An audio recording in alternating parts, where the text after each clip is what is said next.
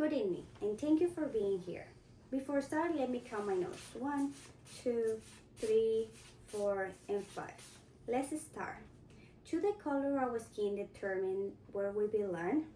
According to Research Center published on June 14, 2024, 3 out of 4 Black Americans say that they have experienced racial discrimination. Today, I will inform you all about May 17, 1954, the day that the Supreme Court of the United States decided that separating children in public school because of their race was against the Constitution.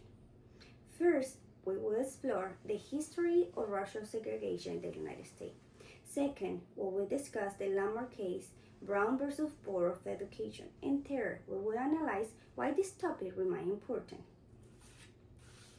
First, the history of racial segregation in the United States.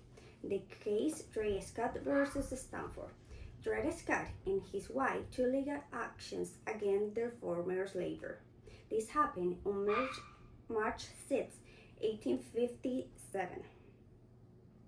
According to the National Archival Government website, last review on April 21 of 2025, the law this time dictates that the slave people were not U.S. citizens, and because of that, they had no right of protection from federal government or courts. They also state that the Congress could not intervene in federal territory. Based on these rules, this case was rejected. Second, the Jim Crow laws. In the beginning of the 1880s, as indicated in Social Welfare Library. In 2011, Jim Crow Law was a system of white supremacy built in black codes that limited Black American freedom. Additionally, this laws enforced racial segregation by separating people based on their race in public facilities. And third, the case Plessy versus Ferguson. Homer Plessy was a mixed-race man that was arrested for refusing to move to a black designer train car. As stated in Cornell High School Online Legal Encyclopedia review in April 2025, the U.S. Supreme Court decided racial segregation was constitutional as long as the facilities were separate but equal. This happened on May 18, 1896. Now that we talk about the history of racial segregation, we will now discuss the case Brown versus Board of Education. The landmark case Brown Board of Education. First, the National Association for the Advancement of Colored People. As explained in the NAACP organization website encyclopedia, copyright 2025, since the 1905, the goal of the National Association for Advance of Colored People had a mission to protect all people rights established on the 13th, 14th, and 15th Amendments. This is why working to guarantee equal opportunities and fight against racism. 2. Oliver Brown's against the Board of Education in Topeka. According to the Washington Post newspaper published on March 27 of 2010, Linda Brown was a little girl that had to walk long distance in a distance to attend school because she wasn't able to enter to the one closer to her. This was because of her skin color. Her father, Oliver I, who believed this was unfair and violated the 14th Amendment, appealed to the U.S. Supreme Court.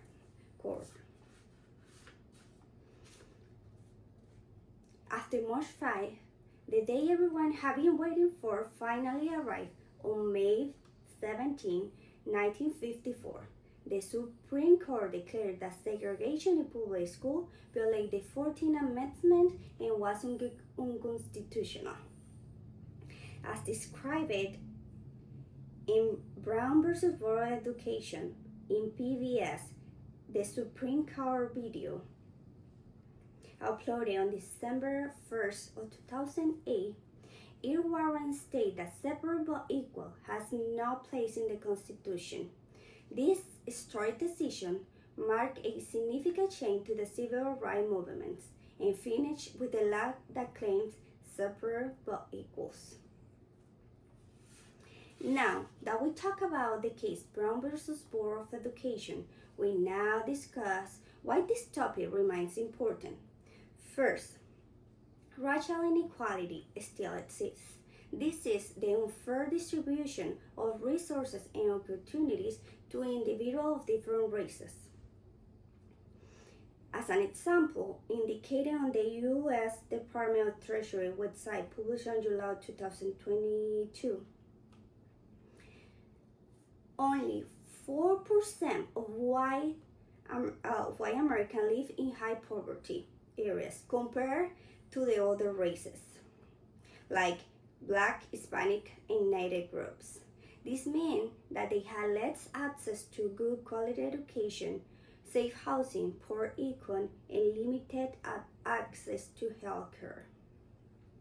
Second, negative effects on children's development due to racial discrimination.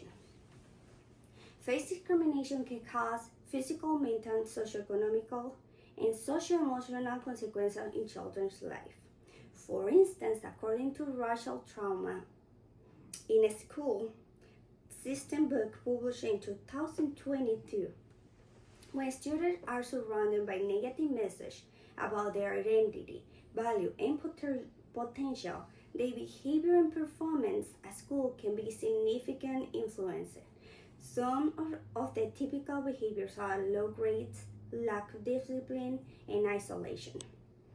Third and final, social participation is essential in the ongoing fight for the equality in education. As indicated in the Consciousness Gap in Education and Equality Imperative video published on March 10 of 2014, in order to advocate for this cause, we need to start a deep, critical self-reflection process. First, recognize a cultural system of power and privilege.